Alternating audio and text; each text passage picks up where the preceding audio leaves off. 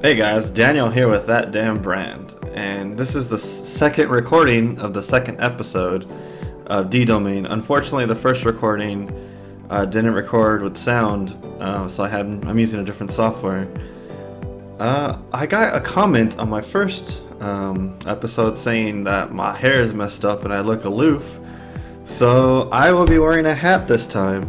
Gonna wear my Pokemon hat, so maybe that viewer will be content with this hat instead of my hair being all frizzy. But that's just how it is on the weekends. Okay, so today I'm going to be talking about my experience with my Switch, my experience with Smash, because I've been playing Smash a lot, I've been streaming that a lot, my movie experience. I tried to go see a movie and then I saw two other movies, and I'll talk about those. And then one thing that I did add, because I saw it today and I really wanted to talk about it, that wasn't in the previous recording, was the BlizzCon in item sale, which, yeah, I have opinions on that. But let's hop into the Switch. So, I got my Switch over here. It's actually down here in its dock. My little Pokemon Switch. Has a little Pikachu and Eevee. You can't really see it. Okay, you can see some of the reflections. Pikachu and Eevee in the back. And I really like it. I like it a lot. But I do have some complaints about it. One of the big complaints that I have about it is that its price. I do not think this is a $300 console. It's pretty much a tablet, kind of like my NVIDIA Shield right here. I don't know why I have it on the floor, but it's on the floor. So, you know, it's a tablet. Put them on top of each other. Put them on top of each other. They even look the same. They're not camera. There you go. They look kind of the same, and they actually are powered by the same sort of technology. This is a Tegra. This is the Tegra. This is probably a newer Tegra because this is like 4 years old.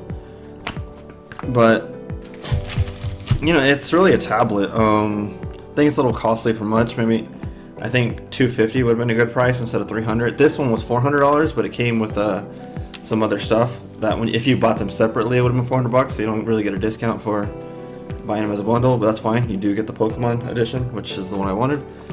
I feel it's a little costly, especially when you get into all the stuff that you need to buy for it. So, not the Nintendo's fault. I couldn't find this version anywhere in the US, so I actually imported one from Europe, Spain specifically.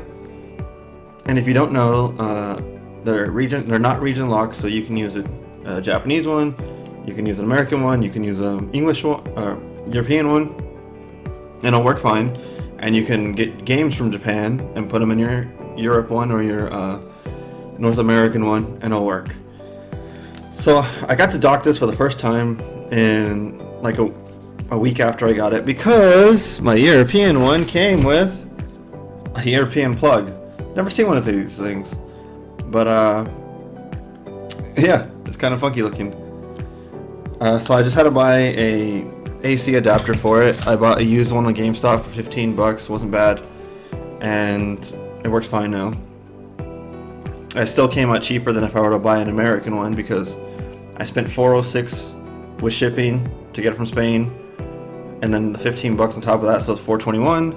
If I were to buy this here in the States, I'd probably spend like $435 after taxes, so I still came out a few bucks ahead. I bought Smash for this thing, which I will get into, like I said, later. It's $60, and that's, I guess, let's start talking about that. So, well, not Smash gameplay. I was going to talk about Smash gameplay, but this is where I'm getting into my criticism of the Wii. So by Smash, Nintendo, the developer of Smash, recommends that you get a wired adapter for your Wii. So, for your own Ethernet, a wired Ethernet adapter. Don't use the Wi-Fi to play online, because you'll lag.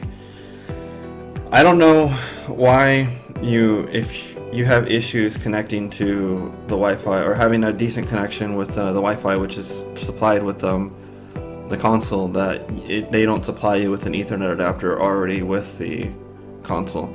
I feel if it's something that you need to improve your performance, like meaning that the Wii it works, it doesn't work well out of the box, and then it should have been something that should have been supplied to you.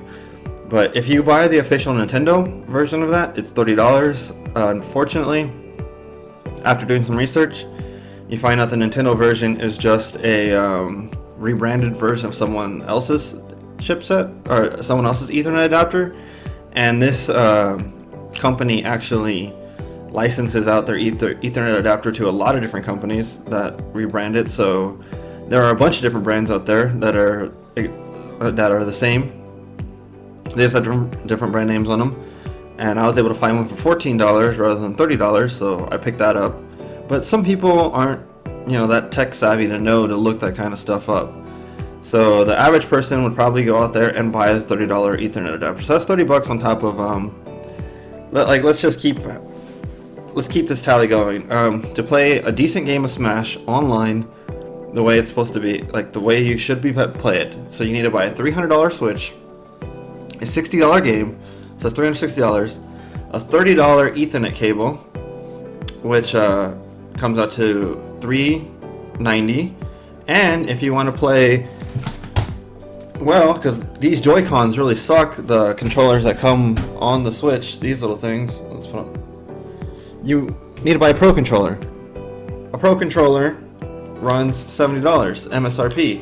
Luckily, they've been out for a while, so you can find them for $55 on some sales.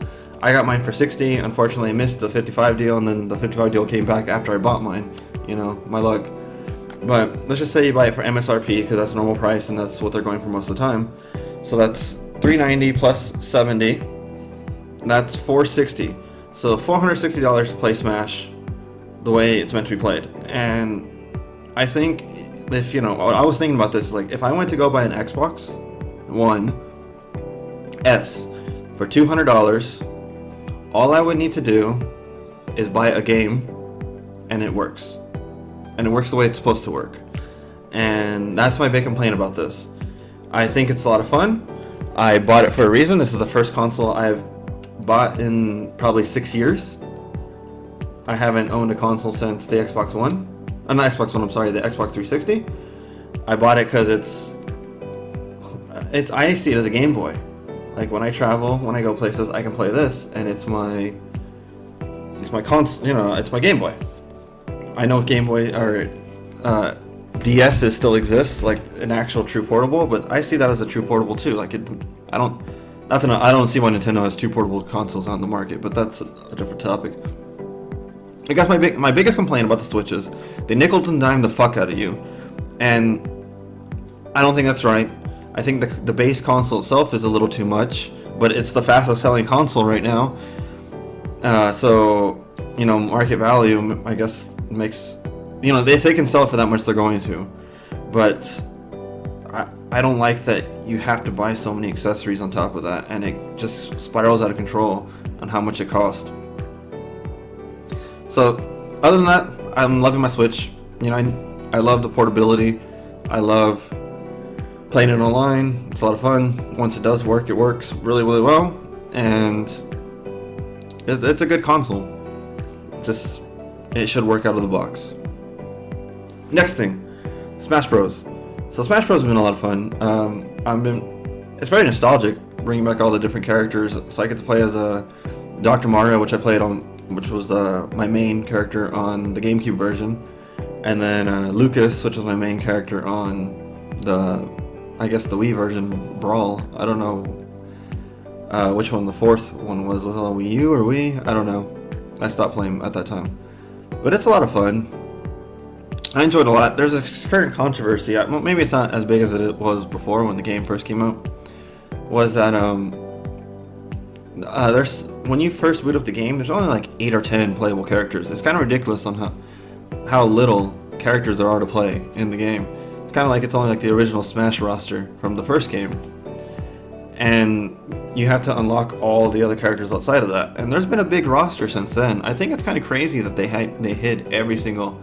Well, that's the Let me backtrack. That's the controversy. People are very upset that you have to unlock every single character.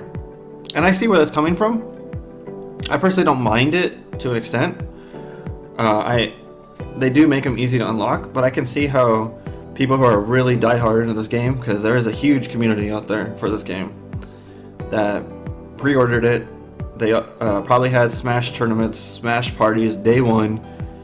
They had it all planned out. They were just gonna, as soon as the Switch allowed you to play, because they probably had it preloaded already, they'd probably downloaded it. Everyone jumps on and starts playing at midnight. And then everyone jumps on and starts playing, and there's 8 characters. And they're not the characters that they wanted to play. So I can see where that comes in, and that kind of sucks. I wish that there was a way to maybe on the newer characters, I mean not the newer, the old characters, you can since you already know they're gonna be there, they already said that they're gonna bring back all the old characters. Maybe you can choose which ones to unlock in what order, so you can play the characters that you want to play as for those party situations. There are a shitload of characters, and if you do play, like let's say you're a really big Snake fan and you like playing Snake, and Snake's, I don't know if this is true or not, but I'm just hypothetical. Snake is one of the last ones that you unlock because it seems like there's a certain pattern that you unlock them in. Then you're going to be playing a long time without being able to play as your character. And I kind of disagree with that. I don't mind them locking behind that, like locking all the characters and having you unlock them every now and then. But there should be a way for you to unlock the character that you want to play as, and it doesn't seem like there really is. Other than Spirits mode, which is like an adventure mode, where you pretty much have a board and you can go in different directions. But then when you can see where you can unlock a character, but you don't know which character that is unlocked, that you're going to unlock until you actually get there. And maybe there should be like some sort of list for how to unlock specific characters, like all the old characters. They'd be like, play this many hours, because it is on a timer. Like most of the characters to unlock are on a timer from when you encounter them. Maybe it could be like you play this many hours or you complete this goal, so you can target your character that you want to unlock. And maybe like, so you don't just do all the goals really fast and they still want to keep you on that timer of some sort. Maybe just cuts in front of them, like if there's a certain line like there is right now, this one just jumps up over here. So to encounter the next person, you still have to wait that clock, but you can line them up in the way that you want to. And I think that would be a good way for them to do an unlock system, for them to keep an unlock system the way they want to do it, but also for them to allow people to like play the characters that they want to play as, like from the get-go, because I think that's really important for this type of game. There's a lot of fans that really like playing the character that they're good at and that they like competing with, and it sucks that right out the gate you can't use them, and it just takes a while to get them. And that really sucks, especially if you're already planning tournaments and stuff like that. But then again, Nintendo's already said that they don't want Smash to be competitive. They want it to be fun, so like just a fun game, not competitive, and they try to randomize the game. So maybe it's part of their plan to just like make the game non-competitive. All in all, the game's fun. I don't plan on playing it very competitively, but when I do play to win. So I enjoy the game. It's something that everyone should look into. It's kind of expensive at $60, but I think any game at $60 is kind of expensive now. I don't think most games are worth $60 the way they used to be back in the day even. But that's my opinion on Smash. And next, we'll be going on to talking about the movies. So last week, I tried to go see Spider-Man Into the Spider-Verse opening day. Bought my 3D ticket, left work early because put in some hours the day before, so I was able to leave early. And the screen was broken, unfortunately. So they gave me a little coupon that just says like admission 1 for the 3D movie. I did try to go see it in 3D. Unfortunately, I haven't had time to go see it yet. I've heard it's really, really good. I see it's the #1 movie out right now, so I'm really sad that I didn't get to see it because I was really looking forward to it. That's been the movie that I've been really looking forward to for the past like 3 months. But I may go this weekend when I go to San Antonio. My ticket's for Regal, and I know there's a Regal in San Antonio by Ingram, so I'm going to see if they're playing it, and if they are, I know I'm going to get bored just being around in San Antonio. Because, you can only how do I put it nicely? I can only be around my family so long before I get bored. So maybe I'll just take a movie break and go see it. But this week, opening day, I did see Bumblebee. So Bumblebee, it was meh. I was like, meh. It was alright. It was kind of kid movie. And I kind of was allergic to that when the previews came on, and all the previews were for real, like really kiddie movies, like How to Train Your Dragon. I don't know how to give a movie review without giving away spoilers, so I'm gonna keep it very, very vague. It's kind of like your stereotypical. It's like a movie that you've seen before, but it's just different characters.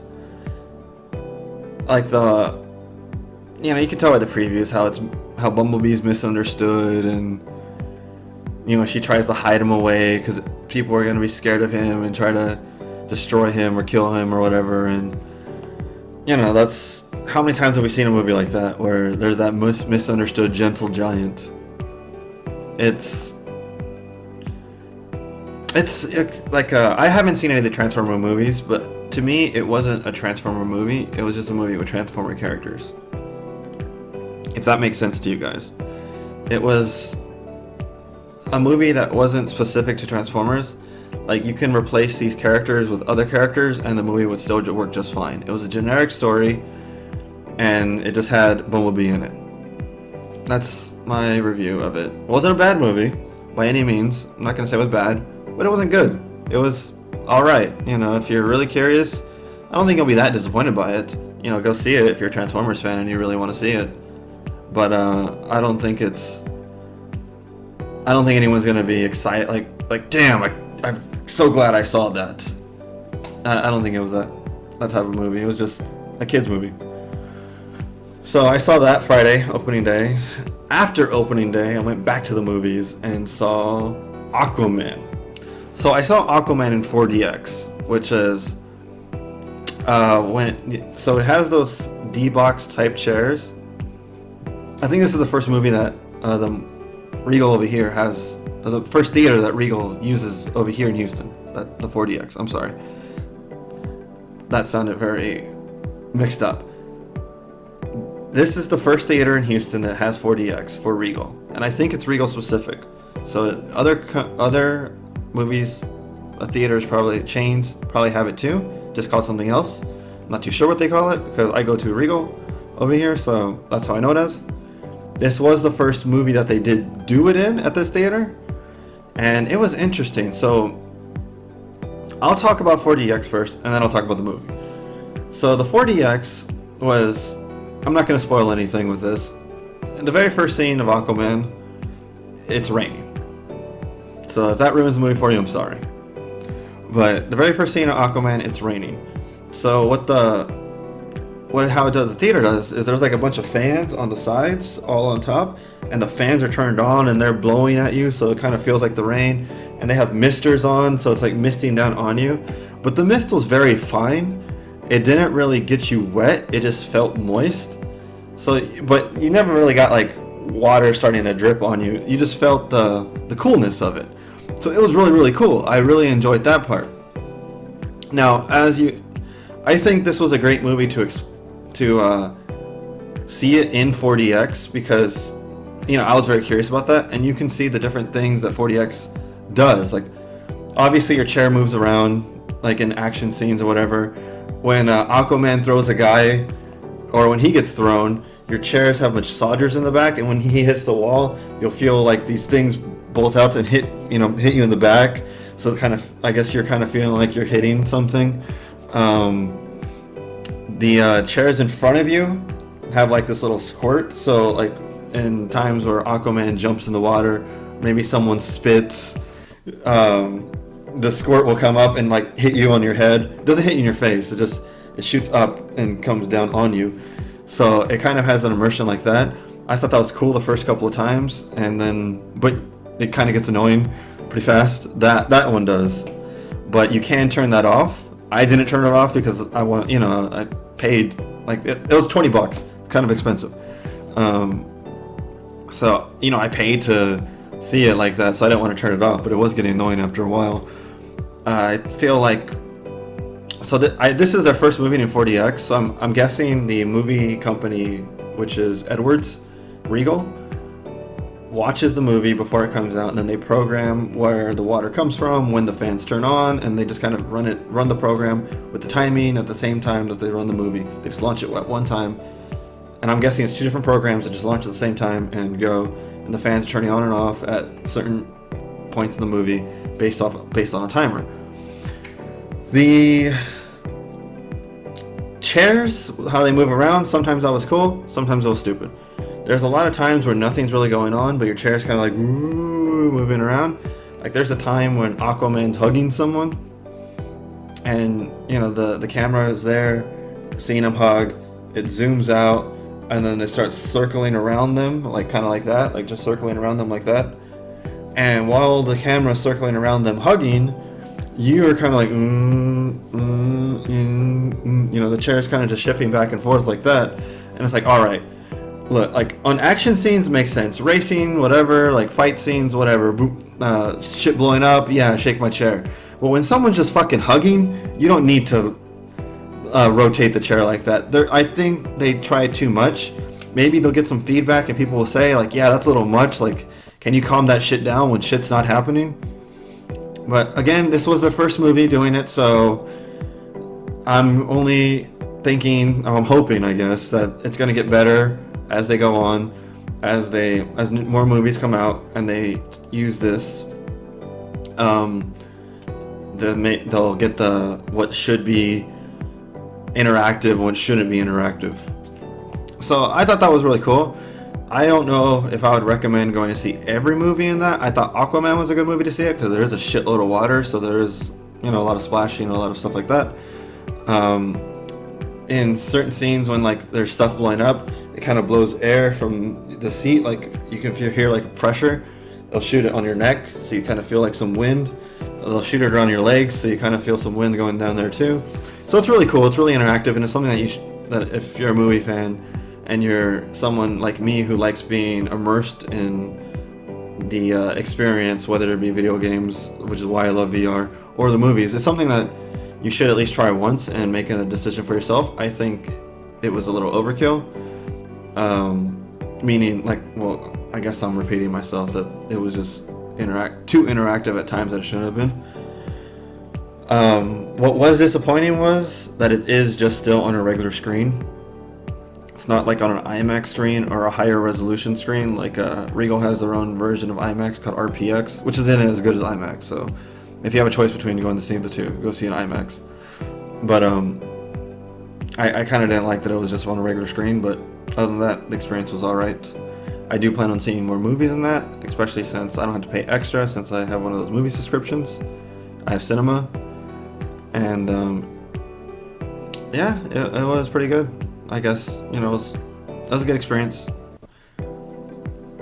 So, Aquaman. Let's talk about the movie Aquaman. I don't know where to begin. Okay, let's begin at the beginning. The beginning was very one-liner, very cliche, very goofy. Like, the acting was bad, the fight scenes were goofy, the fight scenes are, like, it reminded me just of, like, an old superhero movie where everything's super scripted and, like, the bad guys are goofy and, you know, they trade one-liners before shooting Aquaman, and they let him, like, instead of when he pops up and they just don't shoot him automatically like a normal person would, they let him get out his stupid one-liner and grab something before, like, it's just fucking stupid. But as the movie progresses, it seems like the writing gets better. So I don't know if they had like a shit writer at the beginning and they're like, wow, this really sucks, and we need to get someone that knows what they're doing, but they didn't really have time to go back and rewrite the beginning, because it kind of seems like it changes tone. It loses, like, it doesn't ever lose its corny, like, plot altogether. The plot is very predictable. The dialogue is very predictable. I've there's a few times in the movie that I predicted what they were gonna say before they even said it. You know, like it's a generic movie also, unfortunately. But like the beginning, I would consider bad. The middle to the end, I would consider bad-ish. Like it's not like when the beginning, I was like, why the fuck am I watching this? Towards the end, I was like, all right, it was decent. So it does redeem itself somewhat. It never gets good, but it gets all right. One of the biggest complaints I have is the CGI. The CGI is everywhere. Like almost all the underwater scenes are in CGI. You can tell they're in CGI. They look fucking awful. The animals are in CGI. They look fucking awful. Why they couldn't just get like some fucking turtles from the ocean and somehow put them in there, or some dolphins in there or whatever. Like it looks fucking garbage. It reminded me, like while I was watching the movie, I was thinking about this. I'm like, this reminds me of one of those computer benchmark programs like Firestrike or Cinebench, where you're kind of just running the program to see how good your computer is, and you're trying to see how many frames or whatever you can get, like what score you can get out of it. It looked like those. The fight scene, like, and then I don't know, it kind of ruined the fight scenes for me, because a lot of the fight scenes were in CGI. Like when the water people were fighting, I guess the Atlanteans or whatever, since there's a lot of water animations and they use their staff to do a bunch of tricks, it's all in CGI. So that was kind of disappointing, and it looks really, really fake. When he fights Mantis, though, that's not in CGI, so that's cool. I liked those fight scenes better, even though they were a little goofy also. Yeah, I'm not gonna say Aquaman wasn't. It was a little less than alright. Like if you had a scale, it wouldn't be alright, it would be bad, but not too bad to the point where if you're curious about the movie, you shouldn't go see it. It's just bad-ish, for lack of a better term. I need to come up with some rating terms, but it's bad-ish. It's not. I wouldn't consider it alright. I would consider it bad-ish. Like if there's like bad, like in terms of stakes, if you have rare, medium rare, and medium being alright, I would consider this like the medium rare, the bad alright combination. It's not quite bad, but it's not quite alright. And yeah, that's how I feel about Aquaman. You know, obviously, if you want to go see it, go see it. I don't think you'll be disappointed, because if you're a fan of DC or comics in general, you know, you're gonna want to go see it anyway because you're just curious. Kind of like Venom. Everyone was saying Venom sucked, but I still went to go see it. I didn't think Venom was as bad as people were saying it was, but you know, to each their own. I didn't think it was good either, but so I guess that's all I really have to say about Aquaman. It was just disappointing. That's the best way. That's the best word. I don't know why it took me so long to think about that. It was disappointing. It wasn't bad. It was disappointing. There we go.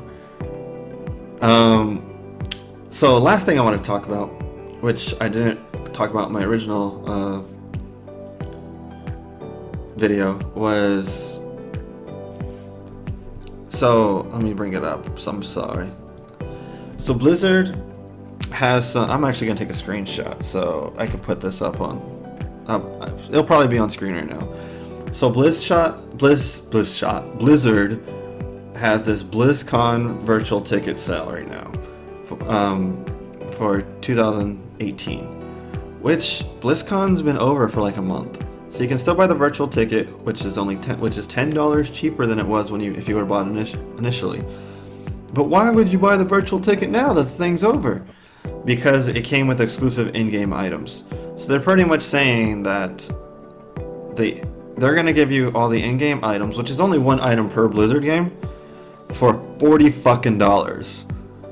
That's fucking ridiculous. And most of them are skins and nothing that's like worth a damn. Granted, you know, if you don't like it, you don't have to buy it, but that's still fucking stupid. And I've been following the whole Blizzard controversy, or Blizzard, ever since Diablo.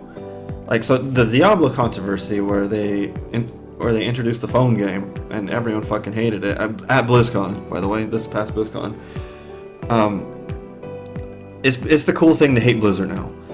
But there's been some valid reasons to hate them, or to watch them. I shouldn't say hate them, because I love Overwatch and I'm still playing Overwatch. I don't hate Blizzard.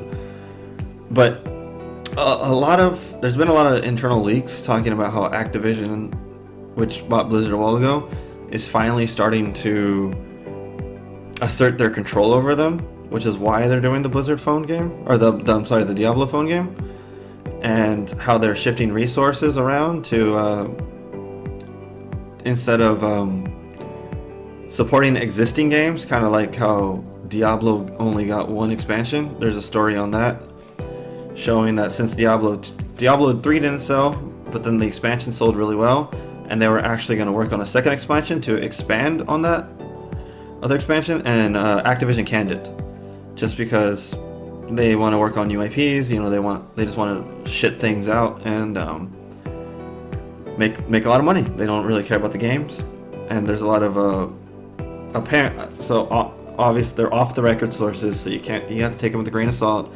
But there's a lot of reports of off the record Blizzard developers saying that there's low morale at Blizzard, and that Activision is really asserting their power over them and trying to shift them away from what made them Blizzard. And there's been hints here and there of it, and I think this is a big hint.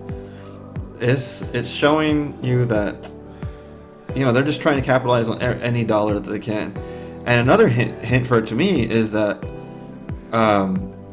Overwatch hasn't really been getting the updates that it used to on the first year it came out. So it made a lot of money the first year. Now Overwatch is kind of slowed down because, you know, it's free updates, so people don't buy the game or don't buy the updates. So Activision's probably keeping Blizzard away from updating it too often because it doesn't bring in more money, even though that was the initial promise of Overwatch.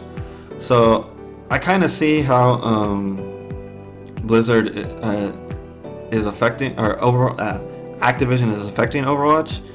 Not Overwatch. Well, Overwatch and Blizzard as a whole. I meant to say Blizzard. And I think that this is pretty much the sign to me saying that all that speculation is true, because I've never seen that before. This is fucking stupid. It's it's a complete waste of money and unacceptable in my opinion.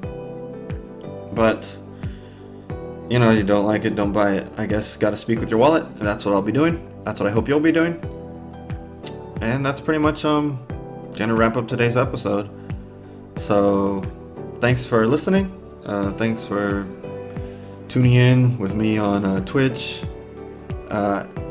If you want to hear more of me, podcast, there'll probably be another podcast episode before I do another D-Domain, because I am going to San Antonio for Christmas. So I plan on taking my computer with me, but I don't know if I will because it's fucking huge. I don't know if I want to carry that thing everywhere. But I'll see. Thank you guys. Appreciate the support, and I'll talk to you later. If you enjoyed this video, please feel free to check out one of the other videos on screen now. And don't forget to like, comment, share, and subscribe. Thanks so much for watching, and we'll see you guys in the next video.